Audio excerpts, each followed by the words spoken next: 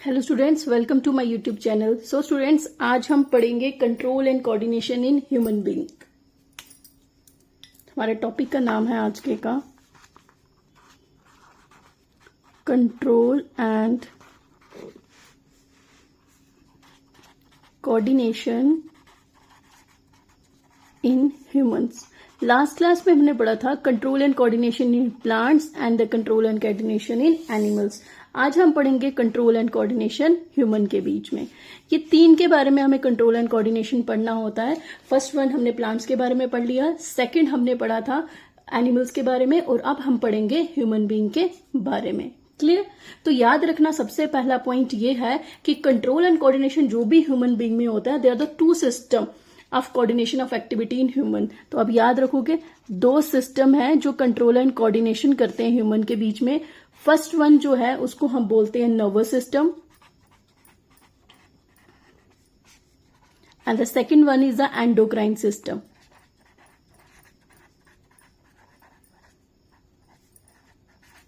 ठीक है, तो स्टूडेंट्स आपको पता चल गया, जो भी control and coordination human being में होता है, इन दोनों सिस्टम की हेल्प से होता है।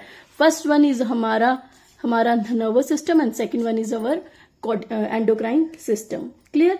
ये दोनों के दोनों सिस्टम मिलजुल कर काम करते हैं, जिसकी वजह से हमारे जो भी ह्यूमन बीइंग में कोऑर्डिनेशन चलता है। हम ये बोल सकते हैं कि जो भी हम फिजिकल एक्शन करते हैं, हमारा थिंकिंग प्रोसेस होता है, हमारा इमोशनल बिहेवियर होता है, ये दोनों के दोनों सिस्टम उसको हमारे कंट्रोल करते हैं। तो याद रखना, आप जो भी एक्टिविटी आप करते हो उसको हमारे नर्वस सिस्टम और एंडोक्राइन सिस्टम हमारा कंट्रोल करता है। तो अगर हम एंडोक्राइन सिस्टम की बात करें तो endocrine system related to hormones होता है। ठीक है, और नर्वस सिस्टम की बात करें, it is related to nerve cells. ठीक है, एंडोक्राइन जब भी नाम लेंगे it means that it is related to hormones and nervous system is related to nerve cells. Clear? तो सबसे पहले हम पढ़ेंगे किसके बारे में? नर्वस सिस्टम के बारे में। तो हमारा जो फर्स्ट टॉपिक है वो है हमारा human nervous system. Human nervous system हमारा फर्स्ट टॉपिक क्या है? ह्यूमन नर्वस सिस्टम के बारे में हम पढ़ेंगे। क्लियर? तो सबसे पहले अगर हम बात करें फंक्शन की, तो जो फंक्शन होता है नर्वस सिस्टम का, the function of the nervous system is to coordinate the activity of our body. हमारी बॉडी में जो भी एक्टिविटीज हैं, coordinate the activities of our body. जो भी हमारी बॉडी में एक्टिविटीज होती हैं उसको कोऑर्डिनेट करने का काम कौन करता है? हमारा नर्वस सिस्टम। तो फर्स्ट पॉइंट अगर हम फंक्शन की बात करें तो फंक्शन में हम ये बोल सकते हैं कि जो ह्यूमन नर्वस सिस्टम होता है, it coordinate the activity of our body. हमारी बॉडी की एक्टिविटीज को कंट्रोल करता है। क्वेश्चन अराइजेस कि कौन कौन सी ऐसी एक्टिविटीज हैं जिसको हमारा ह्यूमन नर्वस सिस्टम कंट्रोल करता है। तो आप बोल सकते हो हमारे एक्शंस, थिंकिंग, हमारी बिहेवियर, इन सभी चीजों को कंट्रोल करने का काम हमारा करता है ह्यूमन नर्वस सिस्टम। ठीक है, तो याद रखना कि जो ह्यूमन नर्वस सिस्टम होता है, it coordinate the activity of our body, like हम बोल सकते हैं our actions, thinking and behaviour. Clear? Second important point की अगर हम बात करें नर्वस सिस्टम के बारे में, तो वो ये है कि नर्वस सिस्टम क्या करता है? It help the other system of our body to work together. ये क्या करता है? दूसरे जो सिस्टम होते हैं हमारी बॉडी के, उनको भी हेल्प करता है कि वो अपने काम अच्छी तरह से कर सके। तो हम ये बोल सकते हैं कि इसके बारे में ये क्या है? It also help other systems to work together. तो याद रखना, ह्यूमन नर्वस सिस्टम इज बहुत इंपॉर्टेंट रोल प्ले करता है हमारी बॉडी में। It coordinate the activity of our body like our actions, thinking and the behaviour. All these actions are controlled by our nervous system. Human nervous system also help the other systems to work together. ठीक है, तो हम ये बोल सकते हैं जो हमारा नर्वस सिस्टम होता है वो हमारी बॉडी में एक मैनेजर की तरह काम करता है। तो याद रखना आप, तो अगर आपसे पूछा जाए कि जो ह्यूमन नर्वस सिस्टम है ये किसकी तरह वर्क करता है, it is work like a manager. जैसे एक मैनेजर वर्क करते हैं उसी तरह से हमारा नर्वस सिस्टम भी वर्क करता है। ठीक है, इसका काम क्या होता है? Its job is to control and coordinate the part of our body so that they work together. हमारा मैनेजर का क्या काम होता है? कि इसका जैसे मैनेजर क्या करता है, जो भी काम चल रहा होता है किसी भी ऑफिस में उसको कंट्रोल करता है, सो दैट कि जितने भी इंप्लॉय हैं वो अच्छी तरह से मिलजुल कर काम करें। इसी तरह से नर्वस सिस्टम भी एक मैनेजर का काम करता है, सो दैट कि जितने भी बॉडी पार्ट्स हैं हमारे बॉडी के वो अच्छी तरह से मिलजुल कर काम करें। क्लियर। अब याद रखना, आवर नर्वस सिस्टम, जो हमारा नर्वस सिस्टम होता है ये हमारे मसल्स को भी कंट्रोल करता है, सो दैट हमें जब हम लिखते हैं, राइट करते हैं, हम साइकिलिंग करते हैं, डांसिंग करते हैं, वो सब को कंट्रोल कौन करता है, हमारा नर्वस सिस्टम। नर्वस सिस्टम किसको कंट्रोल करता है, it also control our muscles, muscles को कंट्रोल करता है।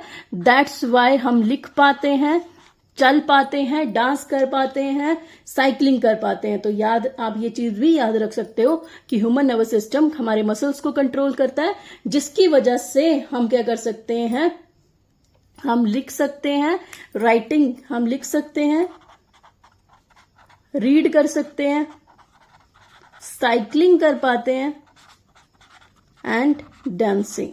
तो याद रखोगे आप सारी चीजें ये कि हमारा नर्वस सिस्टम मसल्स को कंट्रोल करता है, so that we can write, read, cycling and dancing.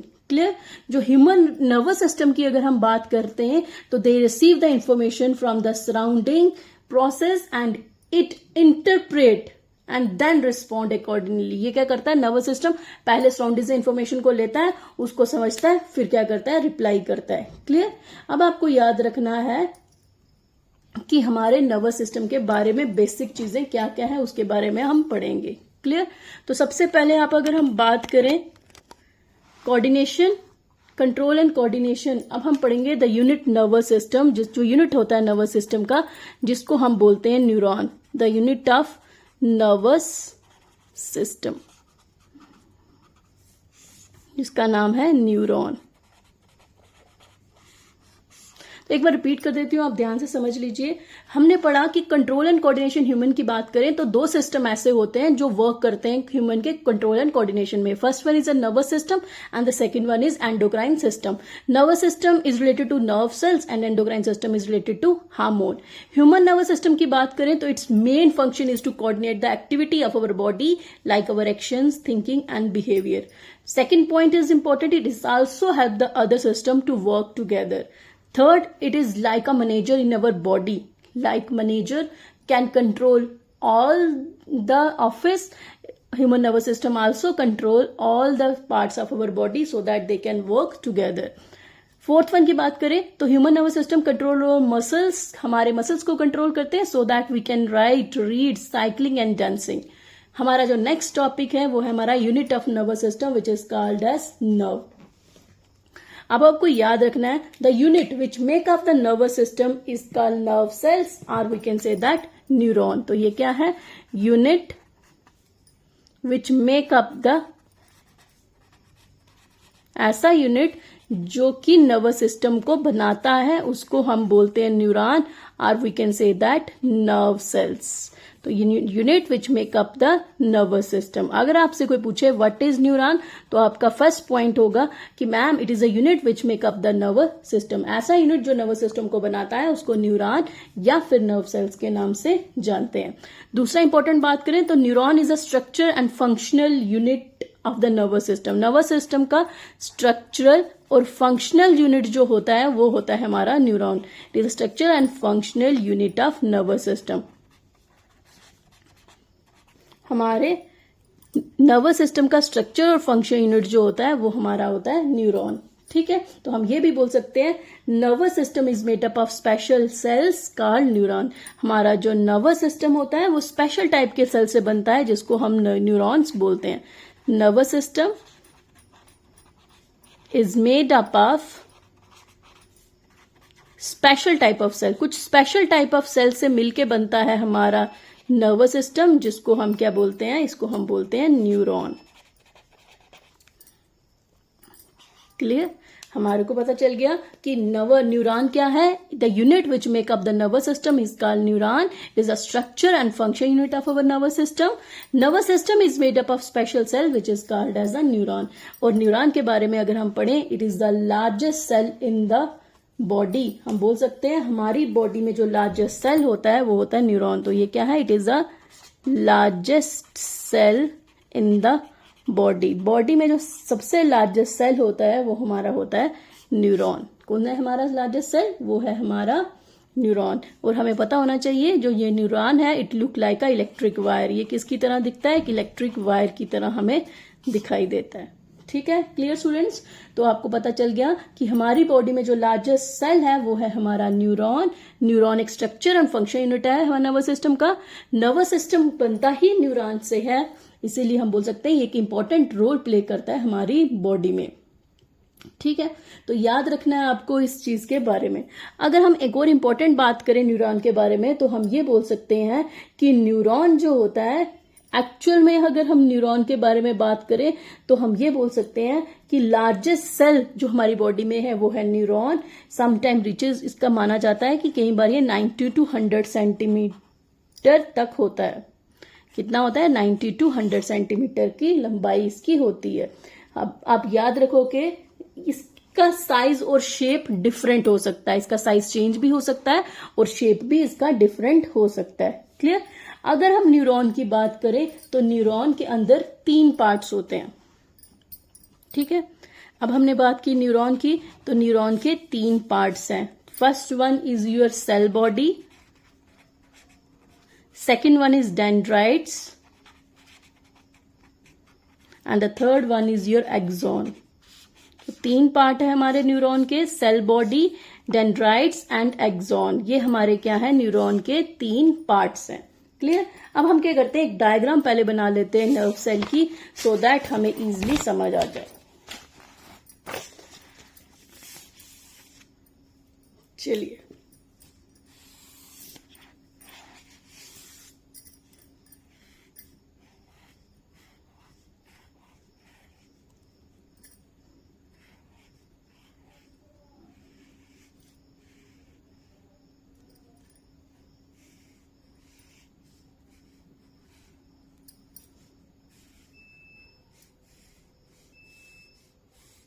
ये बना रहे हैं हम डायग्राम किसकी?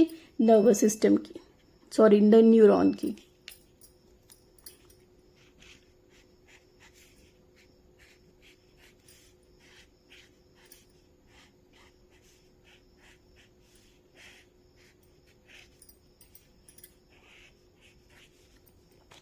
तो आपको पता चल गया ये है हमारा क्या? न्यूरॉन। न्यूरॉन की अगर हम बात करें तो this one is its cell body. ये क्या होती है? इसकी सेल बॉडी होती है। अगर हम ये बात करें इन दोनों की तो इसको हम बोलते हैं डेंड्राइट्स। ये है हमारे डेंड्राइट्स। क्लियर? अगर हम ये बात करें तो ये है हमारा एक्सॉन। तो ये मैंने बताया अभी, न्यूरॉन हमारे 3 पार्ट होते हैं। First one is your cell body, second is your dendrite and the third one is your axon. ठीक है, क्लियर? अब आपके यहाँ पे बीच में एक छोटी सी लाइनिंग लगी होती है। ठीक है, अब ये बात करें तो ये क्या है? ये है नर्व की एंडिंग। जो भी हमारे न्यूरॉन की एंडिंग होती है इसको हम बोलते हैं नर्व्स एंडिंग। क्लियर? ये जो दिख रहा है इसको हम बोलते हैं हमारा न्यूक्लियस। अब तो सबको पता ही है ये क्या है? हमारा न्यूक्लियस। अब इसके अंदर ही डॉटेड स्ट्रक्चर होता है जिसको हम बोलते हैं साइटोप्लाज्म। क्लियर? हमें पता चल गया कि अगर हम न्यूरॉन की बात करें तो first part is its cell body, second is a dendrite, third is an axon and these are its nerve ending. This one is center is called as nucleus and the dotted structure present in the cell body is called as cytoplasm. Clear? अब हम part में एक एक करके बारे में पढ़ते हैं सेल बॉडी के बारे में कि सेल बॉडी क्या होती है। सेल बॉडी की अगर हम बात करें तो हम ये बोल सकते हैं जो सेल बॉडी होती है, the cell body of the neuron is like a typically like a animal cell. ये किसकी तरह होता है? हम बोल सकते हैं ये टिपिकली किसकी तरह होता है? एनिमल सेल की तरह होता है। वाई हम ऐसा क्यों बोल रहे हैं कि जो हमारा न्यूरॉन का सेल बॉडी होती है वो एनिमल सेल की तरह होती है? Because animal cell also contain cytoplasm and the nucleus. तो हम ये बोल सकते हैं न्यूरॉन में भी साइटोप्लाज्म और न्यूक्लियस है, इसीलिए हम बोल सकते हैं ये एनिमल सेल की तरह होती है। क्यों? बिकॉज इट आल्सो कंटेन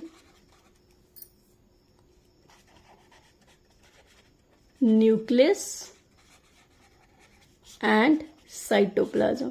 क्योंकि न्यूरॉन के अंदर साइटोप्लाज्म और न्यूक्लियस भी होते हैं, इसीलिए हम बोलते हैं इसकी शक्ल कैसी होती है? एनिमल सेल की तरह होती है। क्लियर? आपको सबको पता चल गई। अब अगर हम बात करें सेल बॉडी के बारे में, तो सेल बॉडी जो होती है न्यूरॉन की, उसको हम टिपिकली एक नाम से जानते हैं। तो cell body of neuron is called as cyton और सोमा। तो हम याद रखना कि जो सेल बॉडी होती है न्यूरॉन की, इसको हम साइटन या फिर सोमा के नाम से जानते हैं। ये इंपॉर्टेंट है, तो आपको याद रखना, स्टार बना रही हूं कि याद रखोगे जो सेल बॉडी होती है न्यूरॉन की, उसको साइटन या फिर सोमा के नाम से जानते हैं। क्लियर? ये पता चल गया। दूसरी बात कि सेल बॉडी के अंदर अबंडेंट साइटोप्लाज्म होते हैं। तो सेकंड पॉइंट हम ये जा सकते हैं, इट हैज अबंडेंट। अबंडेंट क्या होता है? बहुत सा साइटोप्लाज्म होता है, जैसे कि आपको फिगर में दिखाई ही दे रहा है कि सेल बॉडी के अंदर क्या है, बहुत सा साइटोप्लाज्म है। Look at here. क्लियर? क्या है इसके अंदर? बहुत सा साइटोप्लाज्म के सेल बॉडी के अंदर बहुत सा साइटोप्लाज्म पड़ा होता है, जिसको हम बोलते हैं, देखो साइटोप्लाज्म पड़ा है पर किसके अंदर? न्यूरॉन के अंदर, इसीलिए हम इसको बोलेंगे न्यूरोप्लाज्मा। न्यूरोप्लाज्म, साइटोप्लाज्म नहीं बोलेंगे। सेल के अंदर वाले को साइटोप्लाज्म, न्यूरॉन के अंदर वाले को न्यूरोप्लाज्म। ठीक है? तो याद रखना, सेल बॉडी ऑफ न्यूरॉन के अंदर जो होता है उसको हम बोलते हैं न्यूरोप्लाज्म। क्लियर? सबको पता चल गया। अब देखो, जो ये साइटोप्लाज्म होते हैं ना, जो भी ये साइटोप्लाज्म है, इनके अंदर ही हमारा क्या होता है? माइटोकॉन्ड्रिया होगा,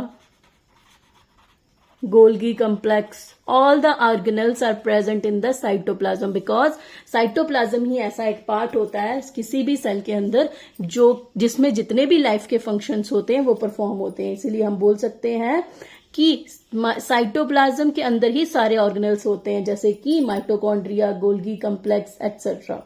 क्लियर? अब अगर हम बात करें कि कौन सी ऐसी चीज है जो सेल बॉडी के अंदर नहीं होती, तो आपको याद रखना है, एब्सेंट क्या चीज होती है? सेंट्रियोल्स। जो सेंट्रियोल्स होते हैं, they are absent in the cell body of neuron. जो सेंट्रियोल्स हैं, they are not present in the body of the neuron. तो आपको पता चल गया कि सेल की बॉडी जो होती है, it is also very important for the metabolic maintenance and growth, कि किसी भी न्यूरॉन की ग्राउथ और मेटाबॉलिज्म के लिए हमारा सेल बॉडी एक इंपॉर्टेंट रोल प्ले करती है हमारे न्यूरॉन में। क्लियर? अब आप अगर देखें तो अब ये बोलोगे ये क्या है? तो नर्व एंडिंग की बात करें अगर हम फर्स्ट सेकंड पॉइंट, तो नर्व एंडिंग क्या होती है? आप दिखाई दे रहा है, आपको शक्ल से ही पता चल रहा है, a number of the long and the thin fibers are stretching out from the cell body of neuron is called as nerve ending, or we can say that nerve fibers. Clear? बहुत से लंबे और thin fibres जो cell हमारे neuron से बाहर जा रहे हैं उसको हम बोलते हैं नर्व एंडिंग। क्या बोलते हैं इनको? Nerve ending. जो शॉर्ट अब सेकंड अगर हम बात करें तो किसकी बात करते हैं? डेंड्राइट्स की। डेंड्राइट्स भी क्या होते हैं? एक किस्म के फाइबर्स होते हैं, पर कैसे होते हैं? छोटे होते हैं। कैसे देख लेते हैं, एक बार देख लीजिए। ये है छोटे फाइबर, ये है लंबे फाइबर। जो छोटा fibre, the shortest fibre on the body of neuron is called dendrites. कि जो भी शॉर्टेस्ट फाइबर होते हैं dendrites cell body of neuron में, उसको हम बोलते हैं डेंड्राइट्स। तो क्या है ये? It is a shortest fibre in the body of in the cell body. Cell body of neuron में जो शॉर्टेस्ट फाइबर होते हैं उसको हम बोलते हैं डेंड्राइट्स। शॉर्टेस्ट को हम क्या बोलेंगे? डेंड्राइट्स। तो हमारे एक्सॉन की बात करें तो ये क्या होते हैं? They are the longest. तो देखोगे ये कैसे हैं? लंबे हैं, इसीलिए हम इसको बोलेंगे कि axon is the longest fibre of the cell body of a neuron. तो लॉन्गेस्ट फाइबर जो है न्यूरॉन में, वो हमारे क्या है? एक्सॉन। वो क्या है? हमारे एक्सॉन। अब देखोगे जो ये एक्सॉन होते हैं, axon has a insulated and protective sheath of myelin around it. Myelin क्या होता है? अब शेड का मतलब क्या होता है? ये है शेड। शेड है मतलब कि इसको किसी ने प्रोटेक्ट करके रखा हुआ है, तो हम बोल सकते हैं this one it's sheath. Sheath मतलब कवरिंग, जो इसको क्या करती है? प्रोटेक्ट करती है। किसके लिए? For the protection. प्रोटेक्शन के लिए एक्सॉन को किया गया है शेड ने कवर, जो किससे बनी हुई है? मैलिन से बनी हुई है। तो हम बता सकते हैं कि जो एक्सॉन है, एक्सॉन को क्या किया गया है? It has a insulated and protecting sheath या फिर आप बोल सकते हो कवर। किसका? Of myelin. ये इंपॉर्टेंट है, इसको ध्यान रखना। किसकी बनी होती है शेड? वो मैलिन की अराउंड इट। तो याद रखना एक्सॉन के आगे पीछे एक प्रोटेक्टिंग कवरिंग बनाई गई होती है जिसको हम बोलते हैं myelin. Question arises what is myelin? तो याद रखना myelin is made up of fat and protein. ये किससे बनी होती है? फैट और प्रोटीन से बनी होती है जो कि एक्सॉन को प्रोटेक्ट करती है। तो याद रखोगे जो मैलिन होती है it is made up of fat and proteins which protect the axon. Clear? हमें इतना पता चल गया कि अगर हम डेंड्राइट्स की बात करें या फिर एक्सॉन की बात करें तो दोनों के दोनों अराइज कहां से कर रहे हैं? सेल बॉडी से। तो देखो एक्सॉन यहां से जा रहा है, डेंड्राइट यहां से, तो दोनों के दोनों जा रहे कहां से है? सेल बॉडी से। एक्सॉन की बात करें या फिर डेंड्राइट्स की, दे बोथ हम बोल सकते हैं they arise from the cell body of neuron. दोनों ही सेल बॉडी ऑफ न्यूरॉन से अराइज करते हैं। क्लियर? अब जो बेसिकली हमारी ये जो पता चल गया हमें कि न्यूरॉन के 3 पार्ट हैं, axon, cell body, axon and dendrites. ठीक है? तो याद रखना the message which the neuron transmit in the nervous system are in the form of electrical impulse or nerve impulse. जो भी मैसेज न्यूरॉन नर्वस सिस्टम को देता है, जो भी मैसेज न्यूरॉन किसको देगा? किसका यूनिट है न्यूरॉन? नर्वस सिस्टम का। वो किस फॉर्म में होता है? इन the form of electrical signals, electrical impulse की फॉर्म में वो इंफॉर्मेशन को देता है नर्वस सिस्टम को।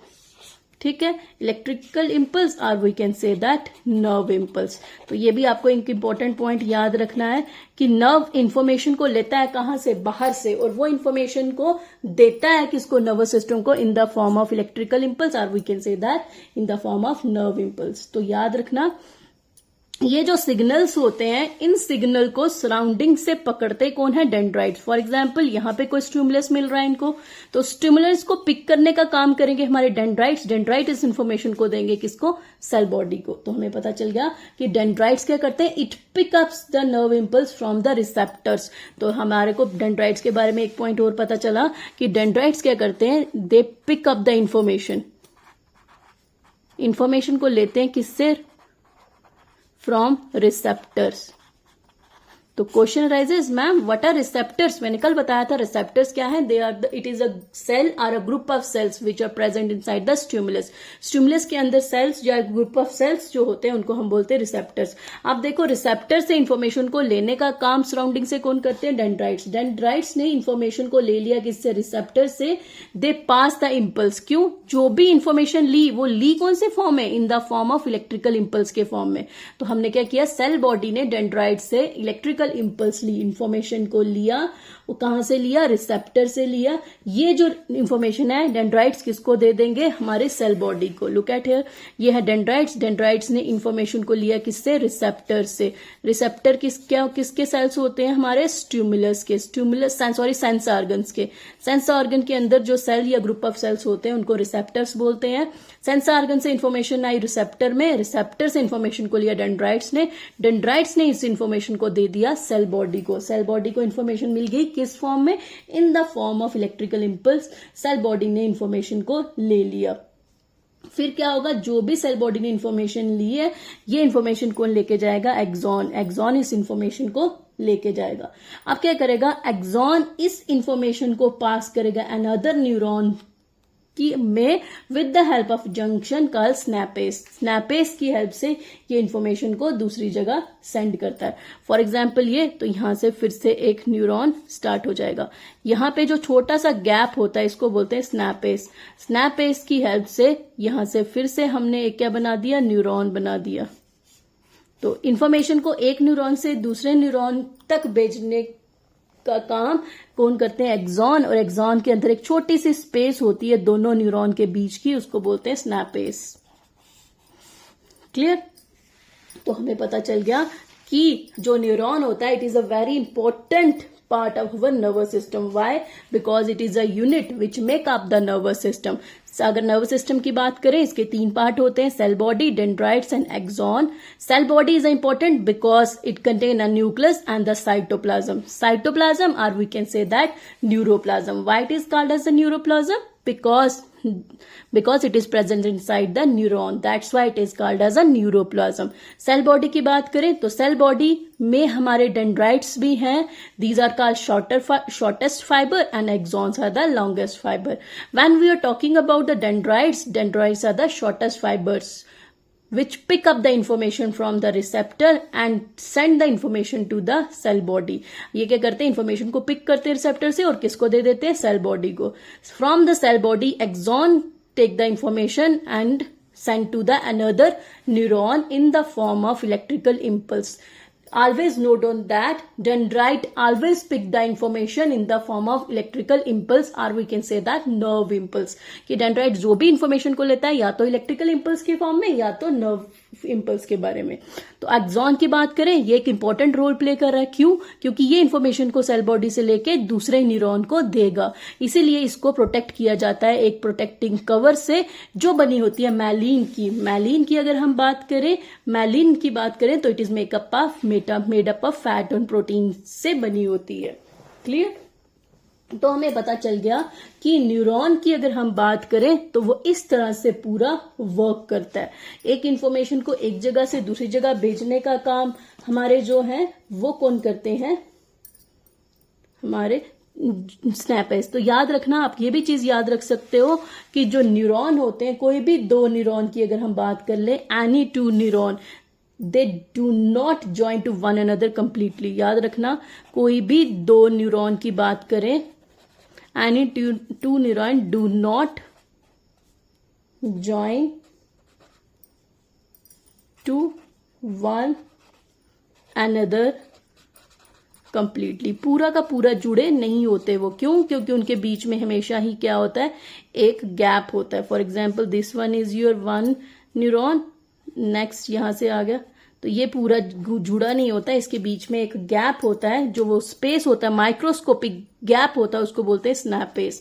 तो याद रखना, आपसे पूछा जाए व्हाट इज स्नैपेस तो आप बोलोगे it is a microscopic means very small. It is a microscopic gap between the two pair of adjacent neuron. जब दोनों न्यूरॉन के बीच का जो माइक्रोस्कोपिक गैप होता है उसको बोलते हैं स्नैपेस, PASC, स्नैपेस. क्लियर? अब स्टूडेंट्स एक छोटा सा इंफॉर्मेशन है वो आप पढ़ लीजिए, क्योंकि वो आपके लिए एक इंपॉर्टेंट रोल प्ले करेगा. न्यूरॉन जब हम पढ़ रहे हैं, अगर वो नहीं पढ़ेंगे इट मीन्स दैट हमें कुछ भी नहीं पढ़ा. 3 तरह की न्यूरॉन जो होते हैं वो बेसिकली 3 तरह की न्यूरॉन होती हैं.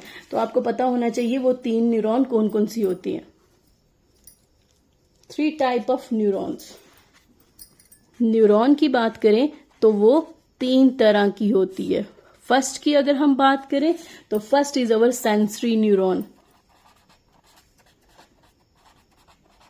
सेकंड की बात करें तो this one is our motor neuron, जिसके बारे में हमने पहले भी पीछे भी पढ़ा. And the third one is our relay neuron. These are the 3 type of neurons. First one is a sensory, second is a motor and the third one is a relay neuron.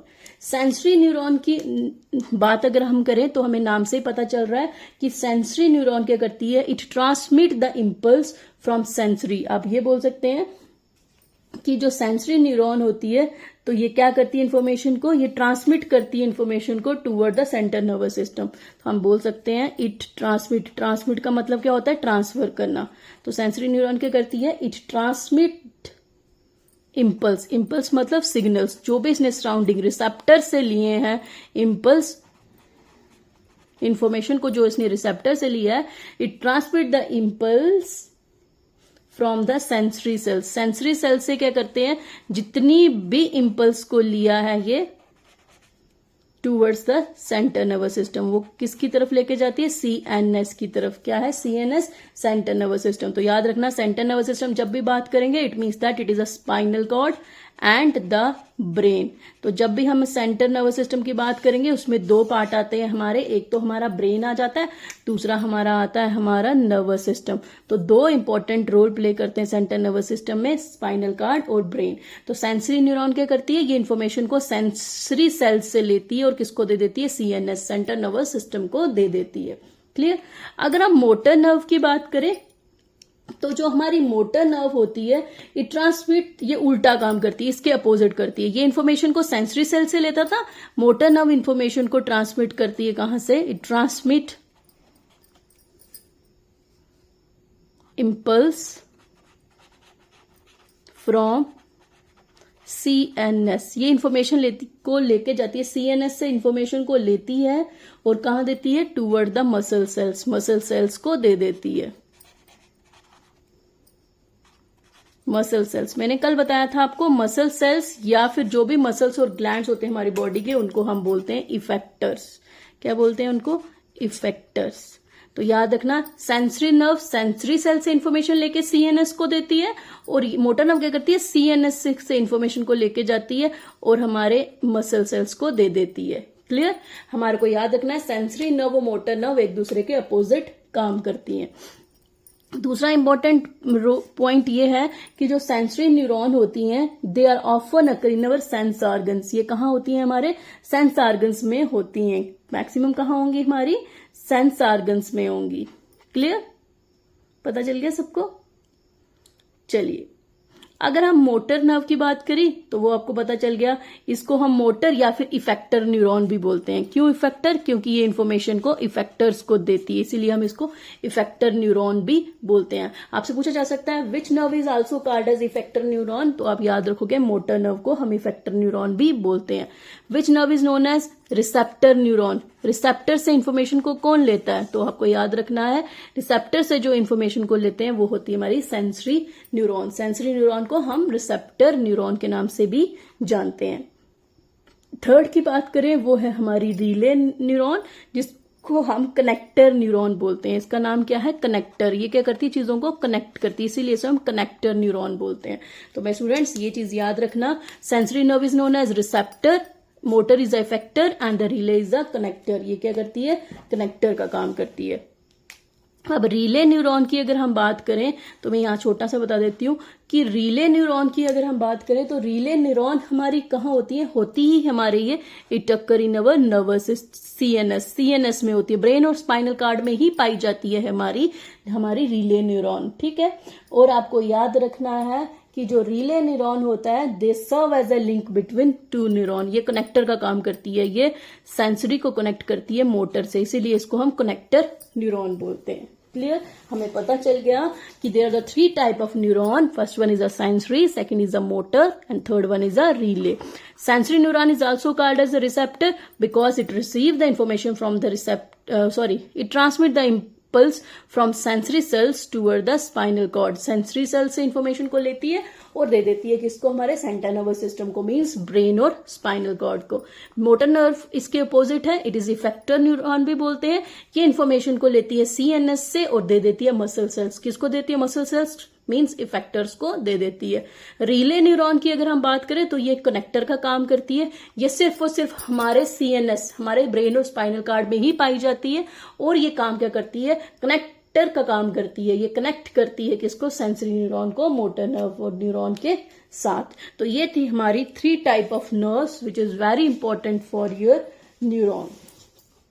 Clear, तो हमने पढ़ लिया आज इसके बारे में, nervous system के बारे में और 3 टाइप की नर्व्स के बारे में। आई होप कि आपको ये अच्छी तरह से समझ आया होगा। Clear student, thank you and have a nice day.